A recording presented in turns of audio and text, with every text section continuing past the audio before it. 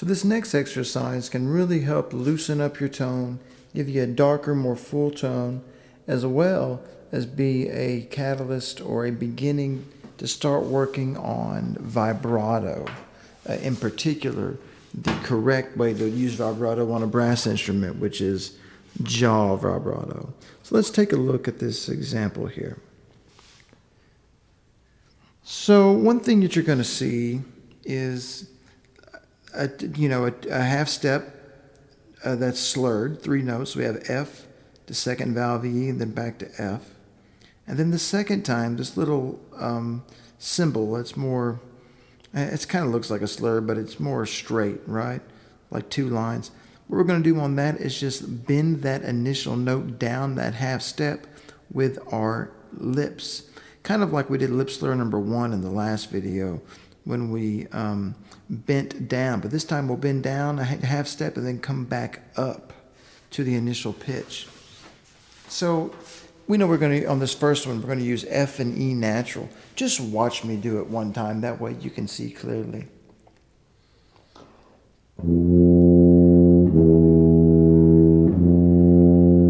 And this time with no fingers, just to open up.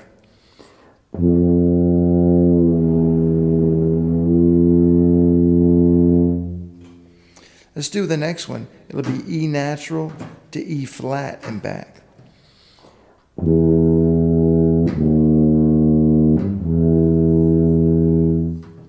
Then now just the second valve down.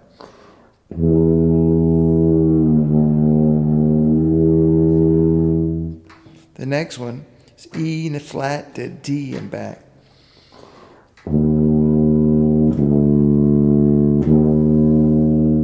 And now just bend it with the first valve and your lips.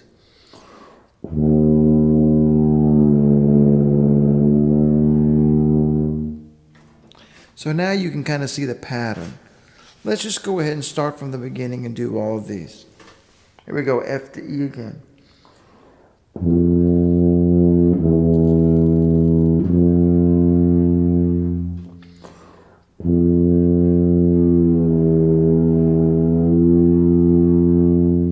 E to E flat.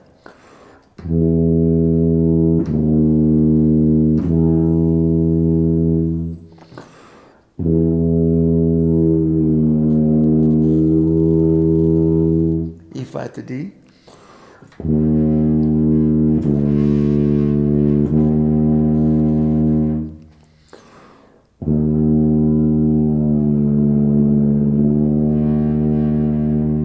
D to D flat.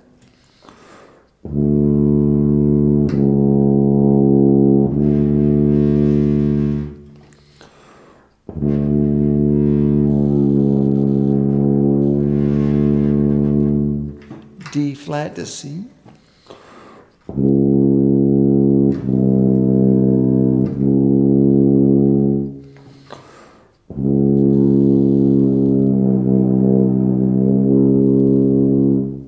C to B natural.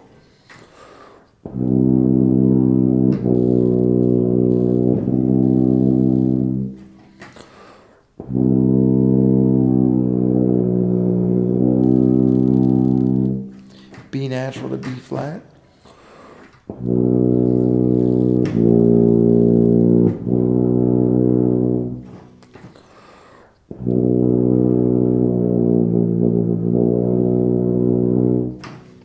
And what this exercise is really good at is helping you find what's called the true center of the note. So a lot of brass players play too high on the note or too above the bullseye.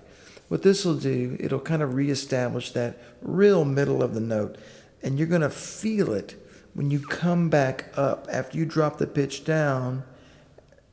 Somewhere along the way, you're going to feel the note kind of really lock in and vibrate, and that's where you're going to want to stop. And you'll notice it'll probably be at a spot a little lower than you originally started the note. It'll be a little more sure, and you really want to listen and feel for that point. And then maybe repeat that one again and try to start there. That way you're kind of retraining your chops to where the note really is.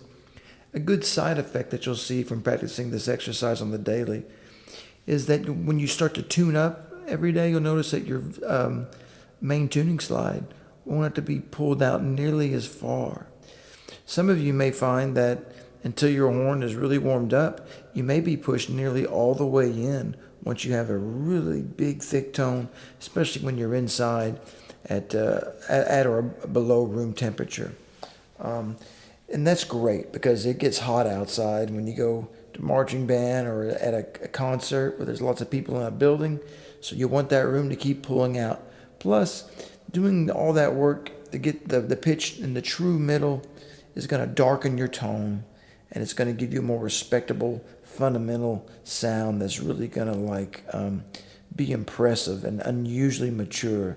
I've had several judges, either at Region or assessments, have commented always on my low brass, and I've always respected that, and it really means a lot to me when they say that a lot of my players sound much more mature than they should be, especially the junior high ones. But even so, some of the high school kids that make top of the all-state band, they have that real mature sound, and it's because they practice this exercise a lot. It really gets them locked in, helps you match tone across a section. I mean, it can turn 3 good players that have this kind of tone into something that sounds like 6 or more. And it really gets scary how efficient your tuba section and baritones and euphoniums can sound sitting right up on the edge of a stage, how little they really need to project to really cover a whole hall once they all have proper tones and they're playing together, coupled and sitting next to each other, really projecting that same dark tone. It just really covers a room so nicely once it's really done right. But you have to put in the work and do it right. Now, a way you can kind of make this exercise a little more developed, take it to the next level, so to speak, instead of just going down once to that note, do it 2 times like this. So that first measure, you may do something like this. Instead of half notes, play quarter notes.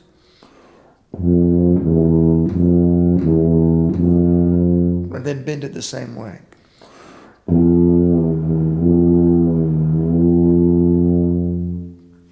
When you can do all those, maybe do it 3 times, like in triplets. And then bend it. And then 16th notes. And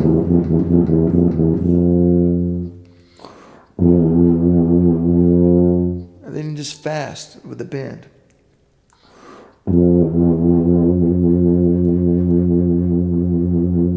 And then just kind of let it be free at a kind of a quicker pace.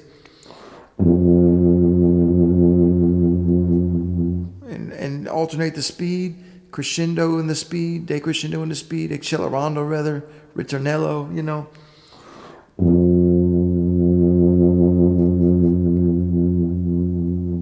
And you'll start to have the workings of a vibrato, of a real vibrato, one connected to the jaw mechanism, where the wind and the dynamic can be executed independently, so you have all the controls of the parameters of music, and you can maximize your expression. A lot of people kind of fake their vibrato, especially when they're young, with their diaphragm and using just the wind. It's not really a vibrato because you're not really bending the pitch. It's more of like a tremolo, like a ha. But really, to get the vibrato, you got to move the pitch, and you have to do that with the jaw and be very relaxed and keeping the wind all the way on all the time. All right, I know this will help you. It helped me a whole lot. I remember when I learned this exercise, I was about 10th grade, going into 10th grade maybe, and it took me a couple months to really get it down, but I'm going to tell you something. I had people, not my directors per se, but I had people in my high school band coming up to me, warming up, or just, maybe practicing the tuba, a little extra time I had in between jazz band and band or something. They would come up and compliment me on how full and sturdy my tone sounded. And it made me feel good. And it made me want to keep working to get my tone just even better and better and better. And I did, because the more you practice your tone, especially on a brass instrument, the more compliments you'll get about your playing and just your sound in general. It'll become addictive, and you'll want to keep practicing more and more and more, and eventually you'll just never want to put it down, and you'll get good so fast that way. So an investment in your tone is an investment into your confidence, into all your playing. It's the great multiplier. Work on this. It'll pay dividends.